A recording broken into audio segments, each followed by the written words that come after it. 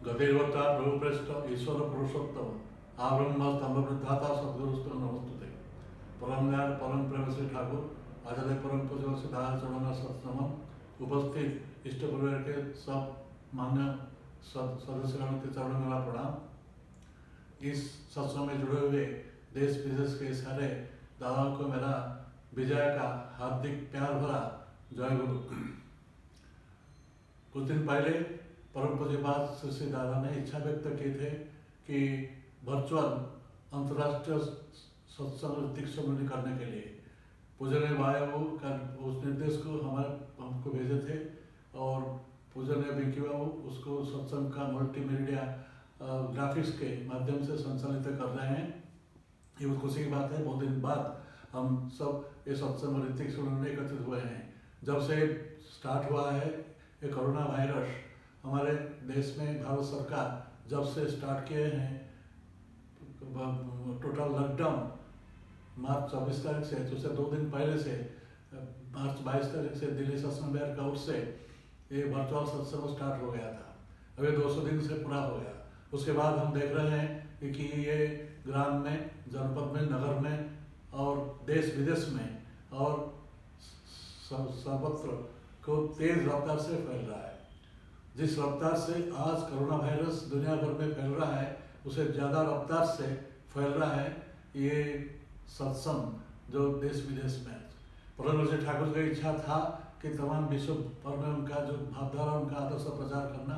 उन्होंने इस बात को उन्होंने कहा था कि ये विश्व आचार्य नवरात्रि ग्राम सर्वत्र प्रचारित हो ये नाम। आज से 100 साल पहले ठीक 20 फरवरी में श्री ठाकुर जी कलकत्ता में बैठते हुए इस बात को कहा था और बाद में उन्होंने इस बात को कहा कर्मी सम्मेलन में बोले थे कि जब तक तमाम विश्व तुम्हारे इष्ट का कदम चुम रहे हैं तब तक तुम्हारा विराम नहीं है। तो इस हिसाब से आज जो वर्चुअल सत्संग हो रहा है ये सत्संग में हम सब जुड़े हुए हैं। देश विदेश से बहुत सारे हम इसमें जुड़े हुए हैं और जितना वर्चुअल सत्संग हो चुका है इसमें सबसे लैंडमार्क सत्संग था 15 सितंबर जब परम श्री ठाकुर जी का शुभाविरोध दिवस देवघर में मनाया जा रहा था। हमारे पूजन अभिन बाबू जी संचालित करते थे वैदिक माध्यम से। उसमें देश विदेश के कोई लगभग 15,000 से ज़्यादा सत्संग इसमें सम्मिलित हुए थे। आज ऋतिक सम्मिलित हो रहा है। आज हमको श्री ठाकुर जी ने हमेशा जिंदगी भर एक बात को हमेशा दोहराते थे कि महाभारत का कोटेशन को उद्धार करते हुए संघ शक्ति कलयुगे सब कलियुग में संघ शक्ति हो प्रधान। संघ शक्ति हमारे स्टेटस को इंडिकेट करता है। तो इसलिए हमको चाहे संगति के बारे में ठाकुर जी बोलते हैं, एकजुटता के बारे में ठाकुर जी बोलते हैं और ठाकुर जी हमेशा बोलते हैं जो संगति के बारे में ठाकुर जी बोले हैं क्योंकि राजनीतिक, सामाजिक, अर्थनैतिक और सांस्कृतिक संगति नहीं है। ठाकुर बोलते हैं प्रीति संगति के बारे में ठाकुर जी बोले हैं, जो सत्संगति के बारे में ठाकुर जी बोले हैं। जो प्रीति संगति है वो संगति का जो बुनियाद है वो बहुत मजबूत होता है। इसीलिए ठाकुर जी जो सत्संग के माध्यम से ये प्रीति संगति हो रहा है, एक दूसरे से हम जुड़ रहे हैं। जो ठाकुर जी ने जो स्लोगान रखे हैं जय गुरु, आपस में एक दूसरे को हम गुड मॉर्निंग नहीं बोलते हैं, गुड इवनिंग नहीं बोलते हैं, नमस्कार प्रणाम नहीं बोलते हैं, हम सलाम अलैकुम सलाम नहीं बोलते हैं, हम जय गुरु बोल के सम्मान करते हैं। जय गुरु बोलने से एक दूसरे के साथ हमारा कितने भी अपरिचित क्यों ना हो उसके साथ तत्काल हमारा आत्मीयता हो जाता है, अपनापन हो जाता है। जो अपनापन इतना गहरा है जो हमारे खून का रिश्ता से भी और ज़्यादा गहरा होता है। इसीलिए आज ये एकजुट होने का ये बहुत घड़ी आया है। जिस संकट से, जिस चुनौती से आज हम पास करें, तमाम विश्वास पास कर रहा है, इसमें आज ये संगति का और ज़्यादा ज़रूरत हो जा रहा है। अब सारे हमारा भेदभाव, हमारे विरोध, हमारे विद्वेष को भूलकर हमको सब एकजुट होना पड़ेगा। एवं श्री ठाकुर जो विधान दिए हैं, जो जन जाने इष्टपति सोचते हैं सदाचार को जो विधान दिए ठाकुर जी, उसको हमको और ये से पालन करना होगा। ये खुशी की बात है, आशा की बात है कि आज देश भर में जितने सारे सत्संग में जुड़ते हैं हमको पता चलता है कि ठाकुर जी की असीम कृपा से जो लोग यही जन जाने इष्टपति और सोचते सदाचार लेके चल रहे हैं उनमें खूब कम लोग कोरोना वायरस से आक्रांत हुए, खूब कम एकदम गिने चुने व्यक्ति आक्रांत हुए हैं और वो भी बहुत सारे सुस्थ हो गए हैं। तो मृत्यु की संख्या एकदम गिने चुने एकदम मुट्ठी भर मृत्यु की संख्या हुआ है। तो आज इसीलिए ये जो जन इष्टपति सदाचार सोचते सदाचार ठाकुर जी विधान दिए हैं, इसका एकमात्र मतलब है इष्टानुराग जताना। इष्टानुराग जताने के लिए जतन जाजन इष्टवृत्ति और स्वस्थ सदाचार का जो विधान ठाकुर दे रहे हैं उसको हम सब मोरलेस हम पालन करते हैं। लेकिन इसमें सबसे मोस्ट इम्पोर्टेंट फैक्टर जो होता है, ये सब इंटरफुलफिलिंग है, ये सब परस्पर परिपूरक है, ये सार्वजनीन है, सर्वकालीन है। तो ये जो सत्संग इसको हम ये करते हैं, पालन करते हैं, किंतु सब सत्संग ठाकुर जी बोलते हैं जो जीना बढ़ने के लिए कोशिश करता है, एक चाहे वो हिंदू हो, मुसलमान हो, क्रिश्चियन हो, बौद्ध हो, जैन हो, जो भी हो, वो भी चाहता है जीने के लिए, वो भी चाहता है बढ़ने के लिए, इसको भी स्वतः समझना चाहता है। इसीलिए सब सत्संग है, लेकिन डिफरेंस होता है दीक्षित और अदीक्षित से। अदीक्षित सत्संग होता है, हम दीक्षित सत्संग होते हैं, ये डिफरेंस है। तो इसलिए इसको सबको संगत करने के लिए जो इष्टवृत्ति ठाकुर दे रखे हैं, ये इष्टवृत्ति जो फैक्टर है, ये ऑब्जेक्टिव मेथड है। ऑब्जेक्टिव मेथड जिससे सक्रिय अनुराग जताने का ये एक बहुत बड़ा कारगर माध्यम ठाकुर दे रखे, जो उनका स्पेशल विधान है कलयुग के लोगों के लिए। और इष्टवृत्ति होती मंगल का भरण करना होती है इष्टवृत्ति, और इष्टवृत्ति से हम और ठाकुर जी के प्रति हमारा जो प्रेम भक्ति, हमारा अनुगत्य, हमारा जो निष्ठा, हमारा उसको हम जताते हैं। तो इष्टवृत्ति कलेक्शन करना, इसको रिपीट करना, जो विधान ठाकुर रखे हैं इसको रोज सब सुबह करना, एवं इसको 30 दिन के दिन इसको सूर्य से पूर्व इसको करना, एवं 30 दिन इकट्ठा करके इष्ट स्थान को भेजने के लिए। ये जो प्रॉब्लम है अभी कोरोना वायरस की वजह से, इसमें कुछ प्रॉब्लम आ रहा है। जहाँ तक डिबेट का सवाल है, बहुत सारे लोग इसको, जब तक अभी देवभक्त का लॉकडाउन है, अब सारे मंदिर केंद्र भी सब लॉकडाउन है, तो सिंपल पूजनीय बाबा का जो कंसेप्ट था उपजना केंद्र, उन्हें कुछ साल पहले जो स्टार्ट किए हैं, जो देश विदेश में उपजना केंद्र हजारों संख्या में चल रहा है। जब तक सत्संग देवघर का लॉकडाउन नहीं खोल रहा है, तब तक कोई भी सत्संग मंदिर केंद्र नहीं खुलेगा। और जहाँ तक उपजना केंद्र जो ठाकुर जी पूजनीय बाबा ने स्टार्ट किए आचार्य परम दादा के आशीर्वाद से, वही उपजना केंद्र को एक्टिव करने के लिए पूजनीय बाबा बार बार बोल रहे हैं।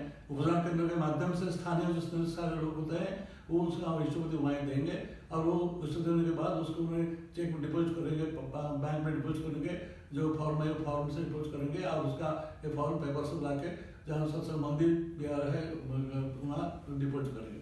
ये जो क्या, इसको अभी उपजना केंद्र को खूब जोर से चालू करना पड़ेगा, एक्टिव करना पड़ेगा इस कोरोना वायरस के इसमें संदर्भ में। ये हम सबका ये फर्ज है, ये हमारे प्रथम और पहला कर्तव्य होता है, प्रधान कर्तव्य होता है।